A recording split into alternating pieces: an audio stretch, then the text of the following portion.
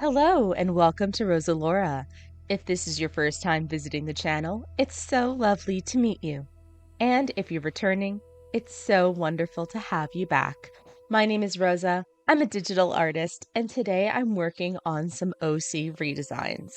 Now, unlike usual, these aren't actually my OCs. I asked some friends of mine for some volunteer victims, you might say, and I wanted to just take these characters and redesign them, kind of go for my own style, and also kind of give them a little bit of a fresh coat of paint, a little makeover, if you will. This is not saying that my friends' designs for these characters are not spectacular. I mean, Majestia's art, which you can see in the upper left-hand corner, is fantastic, and I think she looks great. But I wanted to put my own spin on these characters as much as I could. The two characters that I'm going to be tackling today are Majestia and Rakatak. So Majestia is, from what I am aware of, a wizard, but some of her design elements were really giving necromancer, they were giving warlock, so I really wanted to lean into that a little bit. She has this beautiful staff, which is a star with 8 points, sort of like the cardinal directions, like the main spires and then the little diagonal spires off of them. And so I wanted to play with that design a lot. As well as in the original design, she has a sort of necklace that drapes down the breastbone or the sternum, and there's some ribs underneath. And I wanted to turn that into like a real piece of, I'll say, quote unquote armor. I mean, it's not really going to protect from, arrows or, maybe a dagger at short range. It might be able to deflect, a sword swing or slice or maybe an axe, but we're not going for perfect realism here. So a little disclaimer on that.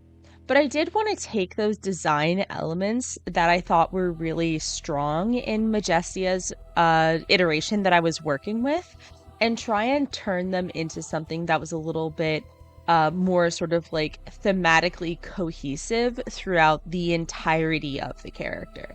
So like kind of turning up the volume in a way on those like necromantic elements, on the star, and on the eyes. Those were the big ideas that I really wanted to lean into with Majestia, as I just thought that it would really help the character come together as her own sort of like person with a really clear theme.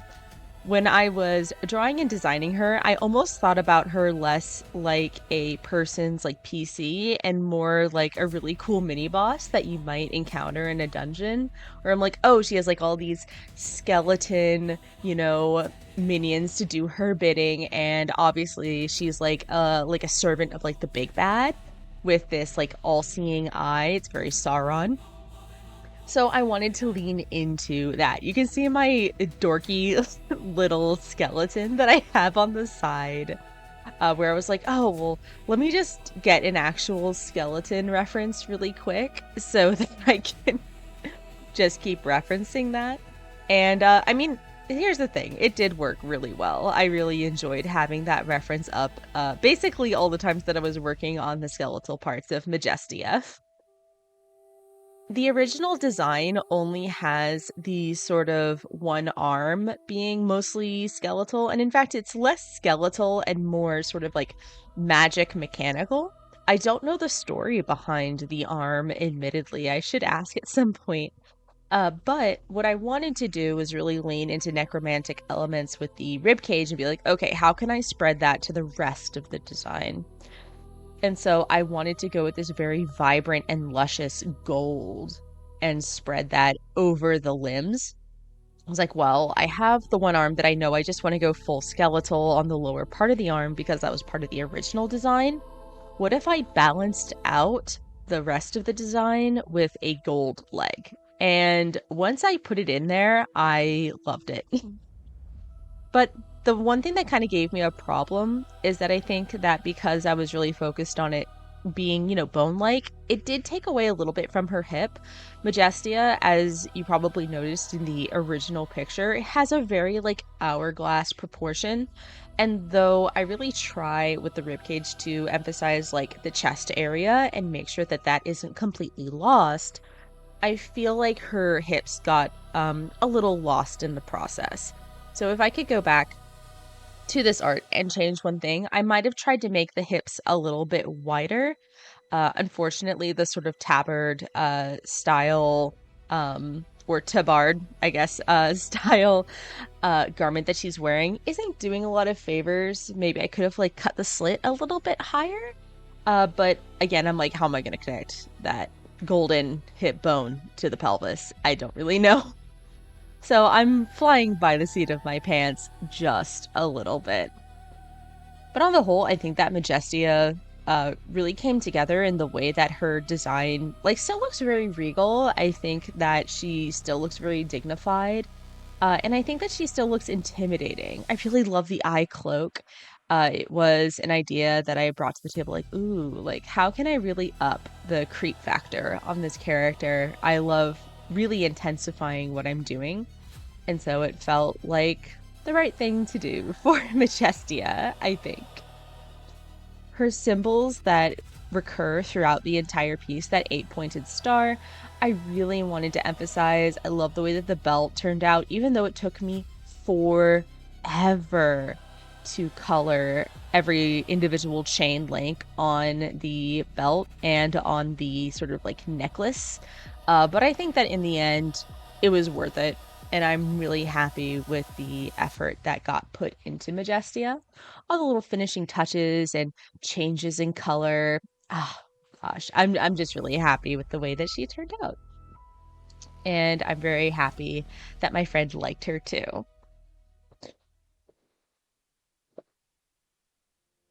Rack Attack is a similar sort of scenario where she had a lot of design elements that were more embedded in the original design inspiration that I was aware of, but I don't think were showing as much in the actual design that I had seen for her. So Rock Attack was designed by one of my friends, and I know that her design had a lot of Mongolian influences, especially in the armor and some of the colors that were chosen. My friend really likes earth tones, and even though when I was like looking up and I did like a fair amount of, kind of aesthetic research on, okay, what would this look like? What colors were really used? They're a lot brighter, so I tried to incorporate a couple of brighter colors into Rock Attack's design. But my friend really loves earth tones, and so I didn't want to stray too far away from that. So I tried to, throughout her design, add a couple of little moments where I could put in those more historical colors while still staying true to the fabric of my friend's like original desire for this character and the way that she was going to look. Something that I did do a drastic change on for Rock Attack is her hair. So Rock Attack has like kind of this big poofier hair, kind of like Majestia. And I wanted to do something a little bit different. So I wanted to pull her hair back on the one side. I decided to braid it back so that I could really emphasize the sort of hobgoblin ears. One of the things that my friend said that I could go wild on was making her look a little bit more like the traditional hobgoblin. So I wanted to do that in the ear. I wanted to do that in the nose. And even a little bit in like the tusks. Her tusk, or her sort of snaggletooth tusk, is an old hallmark of her design, but I wanted to just kind of take it to the next level, make it a little bit bigger, a little bit more prominent, and work in some of the scarring that my friend really does love. He loves characters that look like they've really been through the ringer. They've they've had a life. And they've had a lot of battles that they've had to go through. She is a paladin, and she does have a holy symbol, and that is the hand that you see. Originally, it was just kind of stamped on the front of her armor, which is what you can see in the reference picture in the top left. And I wanted to make that holy symbol a little bit more obvious or evident. One of the jokes about this character is that she's like God's favorite. Which, I mean, she's pretty cool. She's pretty badass. So I really don't blame her for taking on that title with pride. but I wanted to make sure that if she's God's favorite, that her God's stamp was immediately evident when looking at her. Similar to my redesign with Majestia, I took sort of some color picked base colors from other iterations of the character and then kind of adjusted them to my liking. A lot of what I did was actually trying to kind of warm up some of these colors, make them a little bit more lush, even though I didn't want to go into sort of jewel tones with this character. I did want her to remain a little bit more down to earth, so I didn't try to go like full jewel tone like I did with Majestia. The difference in the bronze with Rakatak's sort of like little arm cuff gauntlet and Majestia's like bones is a really good example for me of like the different ways that I can kind of play with metal and texture in order to give a different feeling.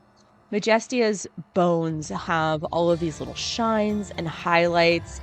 It's very glossy looking, and the range of gold goes from like this really lovely pigmented orange to almost like a whitish yellow. Rakatak, in contrast to that, her sense of gold or bronze, I think it is more of a gold for me, but it does kind of go into bronze a little bit, is more subdued, and the undertone or the shadow is much more of a brown instead of an orange, which helps keep it a little bit more grounded. And there's also no super stark highlights, so it's not the glossiest metal in the world. And I think that like it contributes to that feeling of the character having lived in the world. There's a little bit more texture going on. And I think that really fits her as a character. And as far as texture, Rakatak took a little bit more time than Majestia, just because I wanted her to look a little bit more roughed up. She has scarring on her face from burns. She has another burn on her shoulder.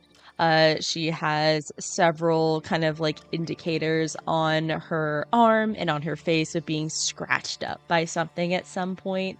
And I really like that about her character. She seems very lived in. Even her sash that's tied at her waist has like oh, well, I used to be something and I'm not that anymore.